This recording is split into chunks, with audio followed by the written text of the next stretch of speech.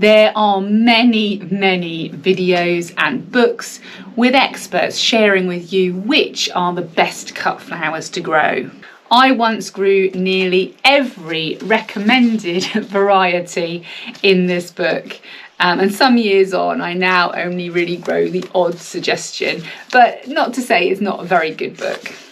I now realise that the best way to choose the selection of cut flowers that you are going to grow is through trial and error. And what works for you in your climate, your soil conditions, and with the time that you have available may achieve differing results from those who recommended them. So with that in mind, I'm going to be sharing with you 14 different cut flower varieties that I will be growing from seed in 2026, and these are annual varieties that you grow and they flower in one season. And I'm growing in what's the equivalent to a zone 8B on heavy soil.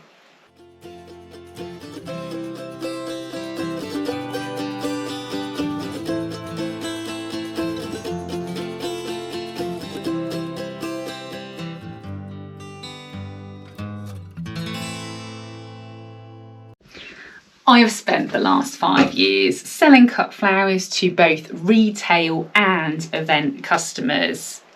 And in that time, I have grown a multitude of different flower varieties in order to achieve both of these briefs, as well as to fulfill my own plantaholic tendencies. And all the time being continually inspired by other growers to give some other irresistible plant space in my plot. And as many of you know who follow my cut flower growing journey, this year I did have a bit of a eureka moment. And I went ahead and I made a decision.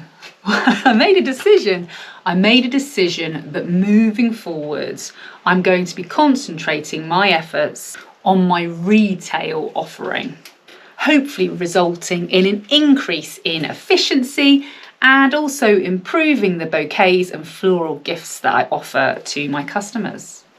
I'm also hoping that I'm now going to be far less distracted and finally focused. And it is no secret that in order to make my plot slightly more self-sufficient, I intend to increase my reliance on my perennial planting, which require less watering and fewer resources. I mean, one of the things that I spend a lot of money on is compost, and actually I don't get on particularly well with the new compost that I use. I find them really hit and miss. So in fact, this year I did plant some of my hardy annuals in the autumn in my own compost, and they're ginormous. In fact, I almost think my compost was too good and that those plants are now too big for overwintering. So I can't win. Either the compost isn't good enough or it's too good. I need one that's just right in the middle. But by having perennials, I will not be so reliant on compost, and also things like plastic pots. Perennial cut flowers are ideal because they're a long-term sustainable investment that return every year, reducing that need for annual replanting and thus saving resources.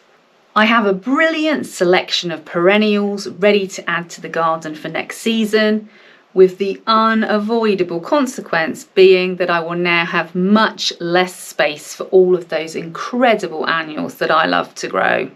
Annuals are incredible workhorses that the more you cut, the more they flower, and so many of them are so easy to grow. I would be foolish to stop growing them altogether, especially as many of my perennials are going to require some time to establish themselves. Having said that, there are still further perennials which I would like to add to the plot at some point in the future, which will of course eventually reduce the space that I have available for annuals even further. It will not surprise many of you to know that I still intend to grow a good variety of annual cut flowers, but what may be a little bit more surprising is which ones I've actually chosen to have pride of place. So the plan is that I will be growing my cut flower annuals in my 3 smaller raised beds here which can also be used as low tunnels, and also there's a bed there's a bed just alongside those here which I'm going to be growing annuals in, as well as the polytunnel, and of course I've still got those 2 digger track beds alongside the house. I want to make sure that the group of annuals that I grow next season include a selection of greenery and various shapes, including sort of large round focal flowers, smaller round flowers, line flowers, umbellifers, and of course fillers. So in order to incorporate a mix of those different shapes, I have chosen 14 cut flower annuals, which I'll be concentrating my seed starting efforts on. But I would really like to stress that this does not mean I'm just going to be growing 14 different annual varieties.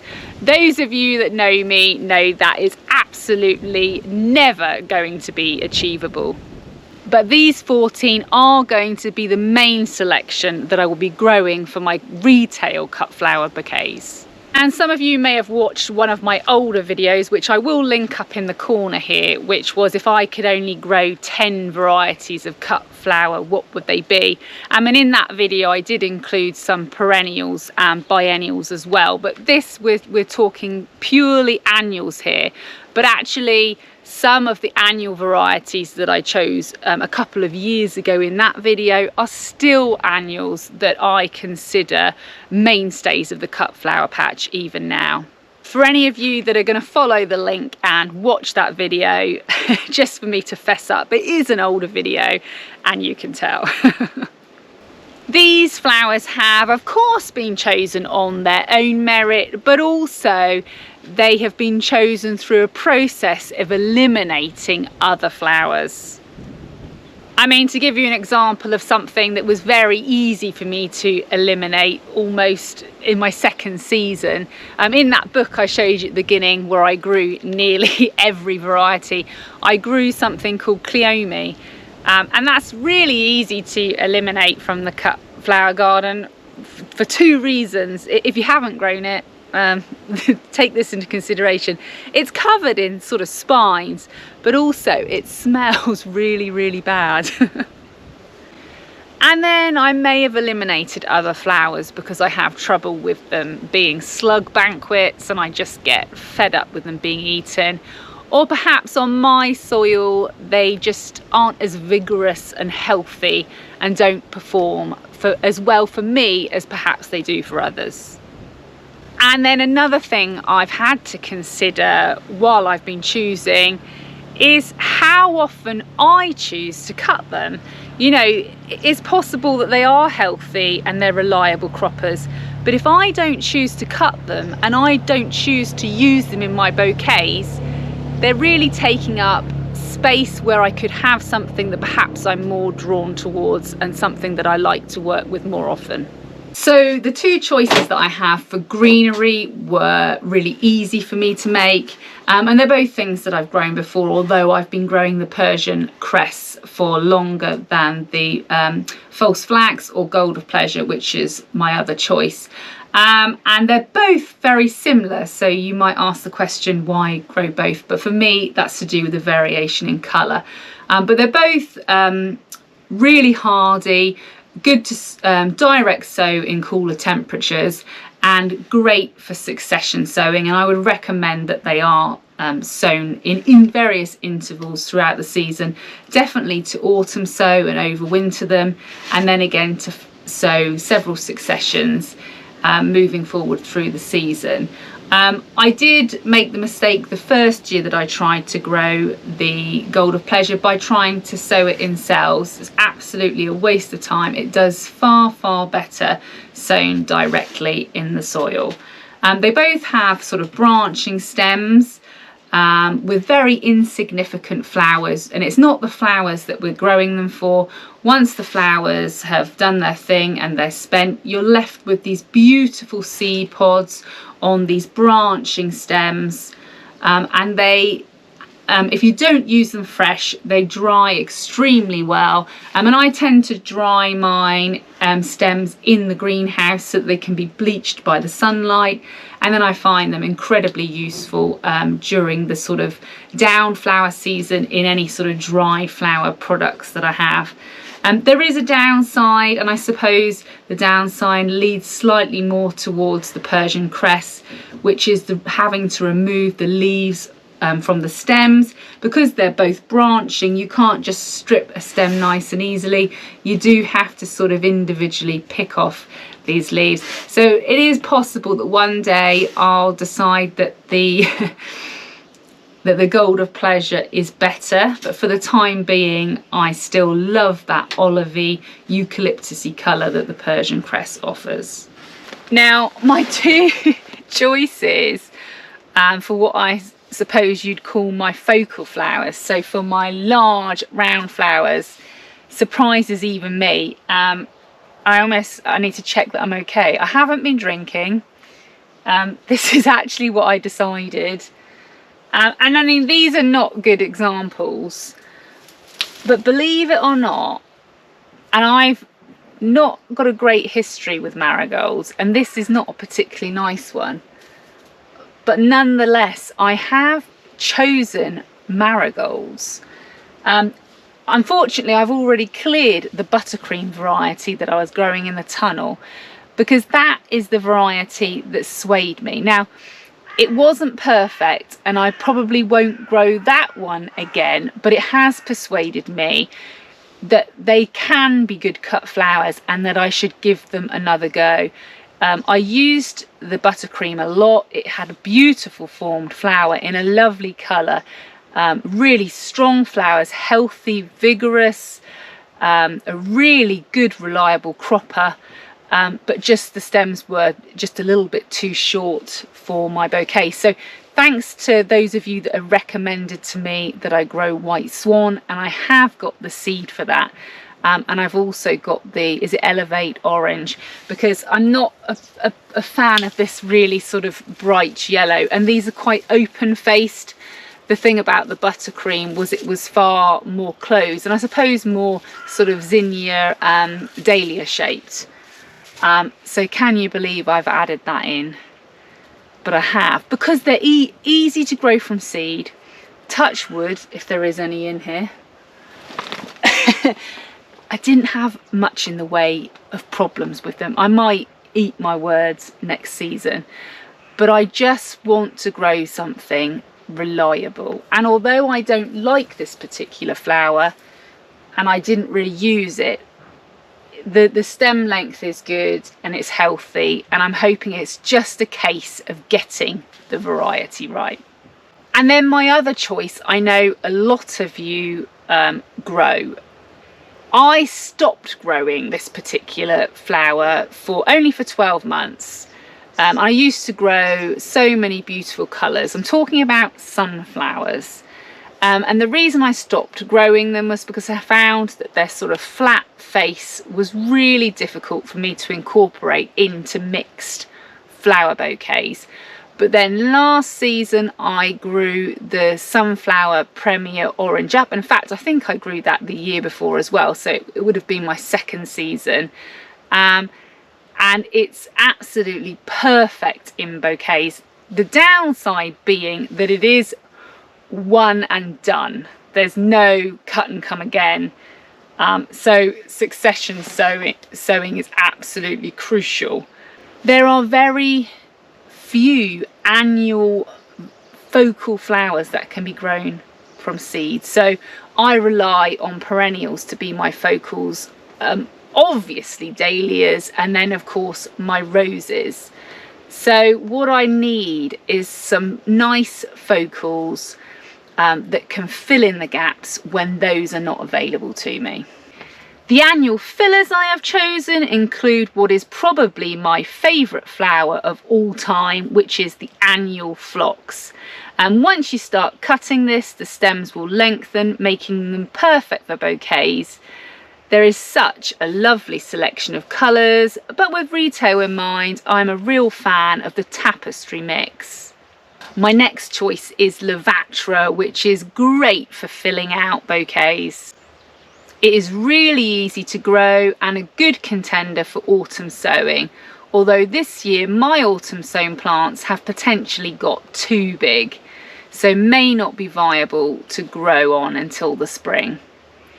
I will be growing the dwarf blush variety again, which although it is a dwarf variety, the stems are certainly long enough for use in bouquets. I have added a third filler of statice, although this season coming I'm going to need to grow it in the tunnel instead of its usual outside location, so I'm going to have to wait and see just how successful that will be.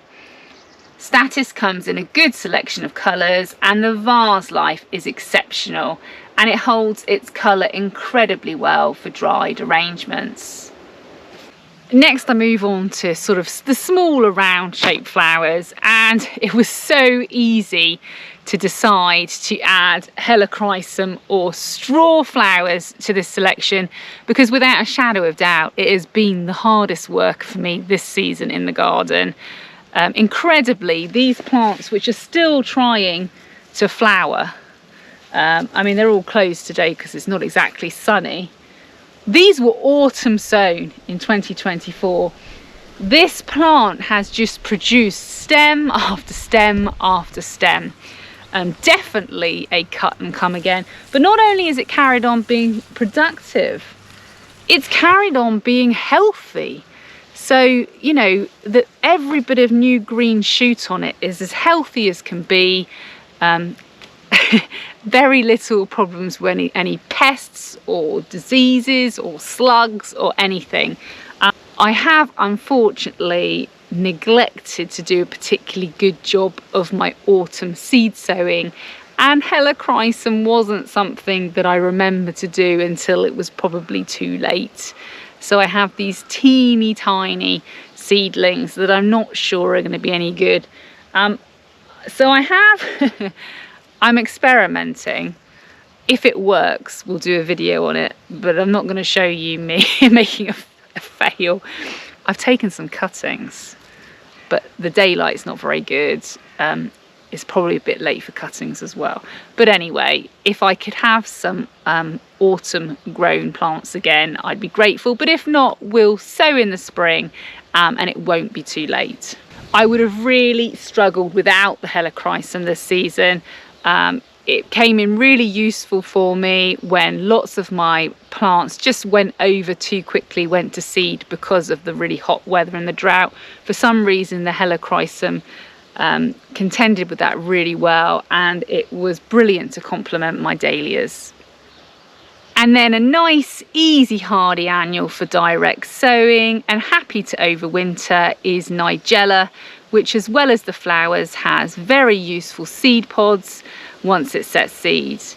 I tried to squeeze in 4 successions last season, but I think perhaps the 4th may have been a little bit too late.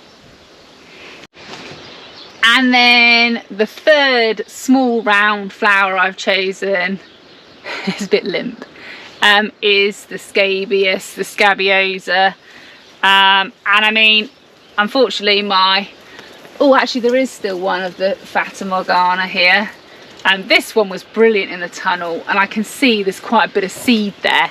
So because I'm not intending to buy any more seeds of that variety, it's still dry enough in here that I can collect those. But as with the helichrysum, I forgot to autumn sow my scabious as well. So again, I've tried to take some cuttings and I'm not expecting anything, but obviously I'll be very happy if they do take. But the scabious is something that I just feel really completes my bouquets by giving them something sort of a little bit airy. I just love the movement, and not only that, I also love the seed heads. Choosing my umbellifers was easy for me because Dorcas is my absolute favourite, so of course that was included. I love it both in the white and the sort of burgundy plum colour it comes in. But not only do I love it as a flower, I really love the shape. I'm just thinking, have I got any in here? Oh, I have. I love the shape as it goes to seed. Yeah, I really like it. So easy peasy to choose my umbellifers. Another good candidate for autumnal sowing. In fact, some people consider Dorcas to be a biennial rather than a perennial. And in fact, I have got some overwintering in the garden already. And then my other choice is actually either or, depending on how much seed I've got left, because I grew both last year and I couldn't really tell very much of a difference. So either false fennel or the florist dill. I think the florist dill is the one that perhaps is more conventionally grown, but they're both very fragrant and both have a yellow flower, and both perform very well for me in my garden, in my climate and my soil.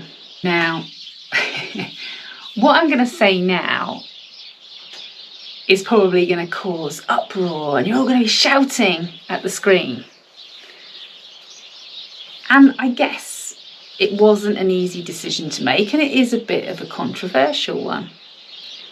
We all know how much I love larkspur, and larkspur probably is my favourite line flower, but it keeps getting eaten every year by something. And last year was the first year where I managed to have any significant volume of plants left.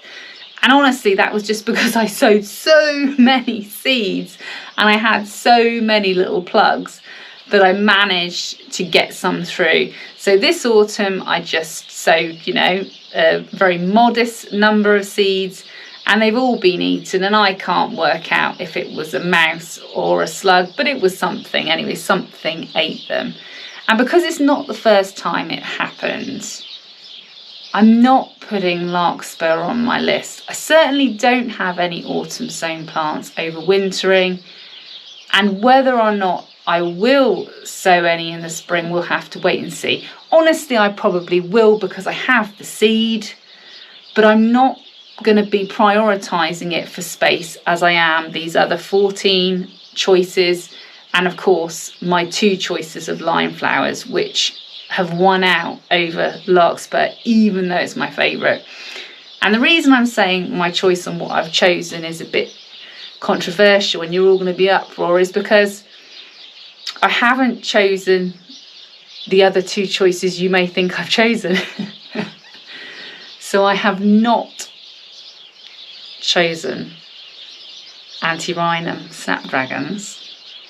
And the reason that I haven't chosen them, there are 2 reasons. One, I don't cut from them as much as, certainly as I cut from lots of my perennial spires. I was definitely drawn to cut from them more. 2, obviously, they take a long time from seed to flower. And then the other thing I find a bit the same with the lupins, you need to wrap them when you cut them, otherwise you're going to end up with wonky stems as they try and head for the light. And sometimes for me, with my time restraints, I find that a bit of an inconvenience. And this is not saying I don't love snapdragons, and I do have some snapdragons that I've already autumn sown that are in the greenhouse, so I will have snapdragons. But again, there's just not going to be so much of an emphasis on me growing them for my retail bouquets.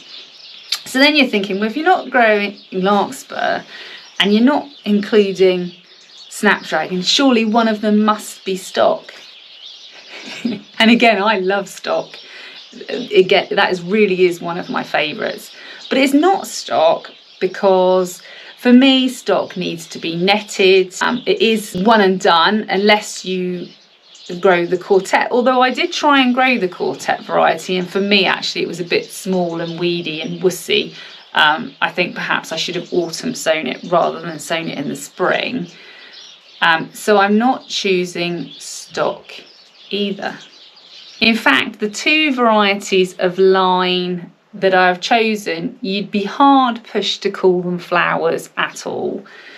But I do choose to cut them and put them in my work. And they're included not just as fresh, but I've also included both of these as dried.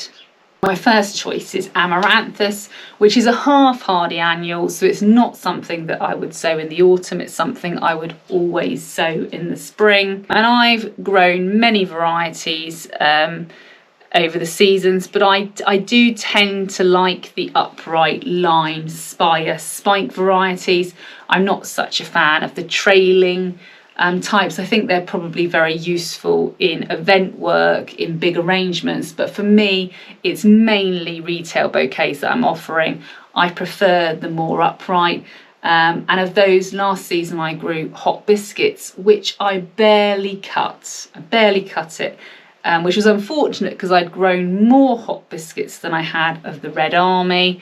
And I think I had the odd bit of Uschberg as well. But the red colour, the Red Army, the Uschberg, that was what I was drawn towards. In fact, not just with Amaranthus, I was drawn towards pinks and reds and burgundies and plums in the garden generally. That just seemed to be the palette that I was favouring last season. So not only is Amaranthus great fresh, but it's also fantastic dry, and for me particularly in Christmas and autumnal wreaths. And the second line that I've chosen is the Rat's Tail Status, Latin on the screen. And now this one isn't perfect, because for me I feel the first flush is far superior to the second. But I am going to experiment ever so slightly with this, because it is actually a short-lived perennial. So I wonder if it's a candidate for me to grow in the tunnel, and then maybe the second flush will be better. We'll have to wait and see. But it holds its colour extremely well as a dried flower, and it has an exceptional vase life. And in fact, that's not something I've really mentioned throughout these choices. But I've been choosing lots of these flowers specifically because they have a much better vase life than, say, for example, things like a zinnia or a cosmos. I probably will grow a few cosmos for myself in my digger tracks, and there will absolutely be zinnia in the tunnel because they just do really well in there. But of the 14 I've chosen, I've chosen them largely due to the fact that they have that really good vase life. So there we have it. I've whittled down a selection of, I wouldn't like to say how many annual varieties I've grown before, but it's got to be in the 30s, I would think. Not necessarily all at the same time, I hasten to add, but I've easily grown that many things. And things that I know lots of you still grow, which was sort of in this book, like Cerinthe. I think I've got a couple of self-seeded ones I've seen in the garden, which are self-seeding from several years ago, because I certainly didn't grow them last season. I'm not saying that those things, there's anything wrong with them, but for me, again, Cerinthe would be something that we've missed off, because some years it's this tall, and then other years it's this tall, and then some years it will hold up really well in a vase, and then some years it needs searing. What I'm looking for in my choices, and these 14 have proven this to me thus far, is that they're consistently, reliably good, that they germinate easily, they grow on well, they seem fairly resistant to disease, to powdery mildew, they're easy to cut, so things like cornflowers. Again, I've got a few cornflowers which I'll probably stick in the tyres. I love cornflowers, they're great, but I just get fed up with how fiddly they are to cut. So this selection of 14 may seem a bit strange, but they're reliably good for me. I'm hoping that these 14 will add, varying colours, texture and shape. It should complement my perennials beautifully. I put this video together for you because there's been very little productivity in the garden this week. I did have a really big tidy up in the studio last Sunday in the rain, which I didn't film because I didn't think any of you would want to watch me do that. And the reason I've done that, of course, is so that I've got somewhere now to get making these willow wreath bases ready for Christmas. Thank you so much for joining me again this week for this video, and this week in the comments I would love to know your thoughts on line flowers. Not so much, if you think I'm making a terrible mistake, because I am a real believer that everybody should grow what they want in their garden and learn through their own experiences. But what I'm more interested in is, what are your favourite line flowers for arrangements and bouquets, and why? Because is there something that I didn't consider? I love how we all favour different flowers in our arrangements. And I know for me, I definitely favoured things like my Lysimachia last year as my line flower. If you did like the video, please do give it a thumbs up.